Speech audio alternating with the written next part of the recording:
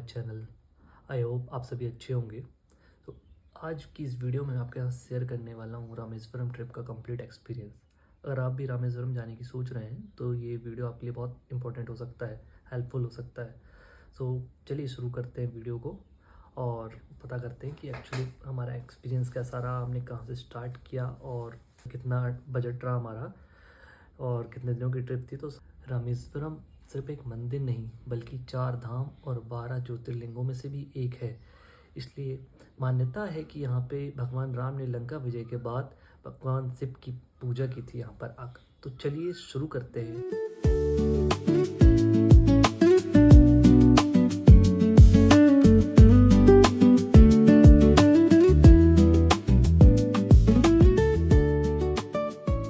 तो चलिए शुरू करते हैं हमारा सफ़र।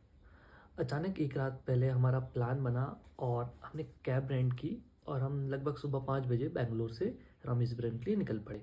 हम टोटल 6 दोस्त थे, तो रोड ट्रिप का एक्सपीरियंस एक अलग ही लेवल पर था। बेंगलोर से रामेश्वरम की दूरी है लगभग 600 किलोमीटर। तो हम लोगों ने बीच में 2-3 बार ब्रेक लिया। एक बार त्रिची में हम लोग लंच करने रुके थे।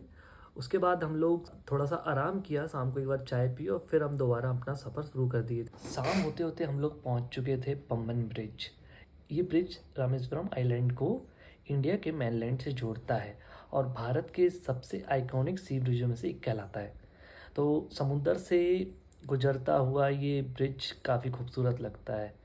यहाँ रुककर फ़ोटोज़ वीडियोस लेना तो बहुत ही अच्छा बनता है। अगर आप जा रहे हैं तो ज़रूर कोशिश कीजिएगा कि आप वहाँ रुके, सनसेट देखें। अगर वहाँ पे आप शाम के टाइम पहुँचते हैं तो इसका नज़ारा बहुत शानदार होता है यहाँ का इस टाइम पर।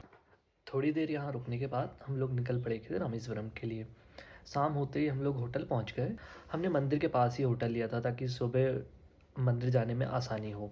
फ्रेश होने के बाद डिनर के लिए निकले। यहाँ मंदिर के आसपास ही काफ़ी रेस्टोरेंट है, तो बहुत आसानी होती है खाने के लिए। अच्छी बात यह है कि यहाँ नॉर्थ इंडियन फूड भी मिल जाता है आसानी से, तो आपको कोई प्रॉब्लम नहीं होने वाली।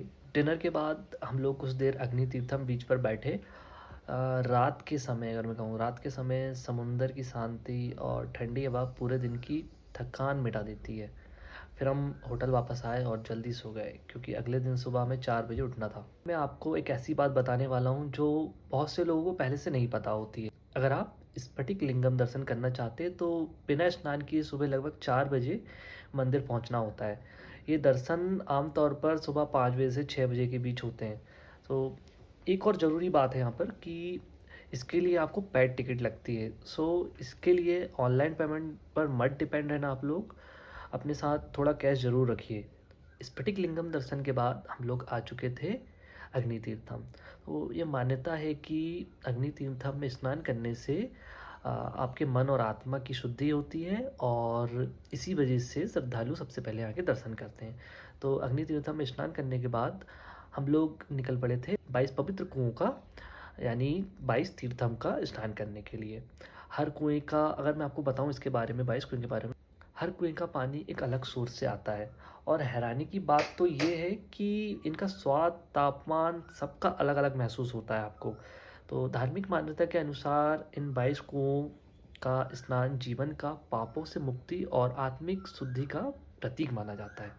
ये पूरी प्रोसेस और मैन मंदिर के दर्शन करते करते हम लोग ने लगभग 3-4 घंटे निकल गए। दर्शन के बाद हमने ब्रेकफास्ट किया और फिर निकल पड़े हम लोग रामेश्वरम की सबसे फेमस जगह, आपको पता ही होगा, धनुषकोडी की तरफ। तो धनुषकोडी को घोस्ट टाउन भी कहा जाता है। 1964 के एक भयानक साइक्लोन की वजह से यहाँ बहुत बड़ी तबाही हुई थी। आज भी यहाँ घर, रेलवे स्टेशन, चर्च और उनके अवशेष देखने को मिल जाते हैं। धार्मिक मान्यता के अनुसार लंका जाने के लिए भगवान श्री राम ने यहाँ राम सेतु का निर्माण किया था। इस जगह की सबसे खास बात यह है कि एक तरफ यहाँ पर बे ऑफ बंगाल है एंड एक तरफ यहाँ पर इंडियन ओशियन, दोनों का अद्भुत संगम देखने को मिलता है। यहाँ का नज़ारा सच में देखने लायक है। अगर आप रामेश्वरम आ रहे हैं तो धनुषकोडी को बिल्कुल मिस मत कीजिएगा। चलिए मैं आपको थोड़ा मेरा बजट के बारे में और टाइमिंग के बारे में बता देता हूँ।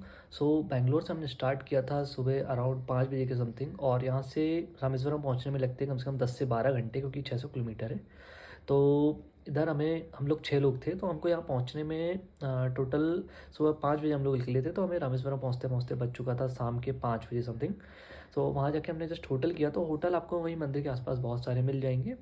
तो जैसे हम लोग 6 लोग थे, तो हमें 6 लोगों के लिए होटल अराउंड पड़ गया था 6000 का। तो आपको अच्छा एक रूम मिल जाएगा वहाँ पे, सारी सुविधाएँ आपको वहाँ पे अवेलेबल होंगी। तो आप जाके मंदिर के पास देख सकते हैं।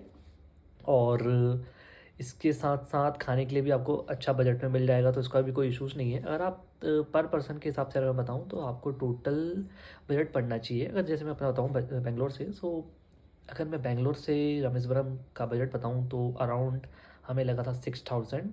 इसमें सारी चीज़ें इंक्लूडेड है, like food, cab rent, everything, hotel, so everything included in that. तो सभी सभी कुछ इसमें इंक्लूडेड है। इसी के साथ हमारी रामेश्वरम यात्रा यहाँ समाप्त होती है। अगर आपको ये वीडियो पसंद आई हो और आपको इससे आपकी ट्रिप प्लान करने में अगर कोई मदद मिली हो, तो प्लीज़ लाइक करें वीडियो को एंड चैनल को सब्सक्राइब करें और कमेंट करके बताइए कि आप अगला ट्रैवल व्लॉग कहाँ का देखना चाहेंगे। सो मिलते हैं एक और नए सफ़र में।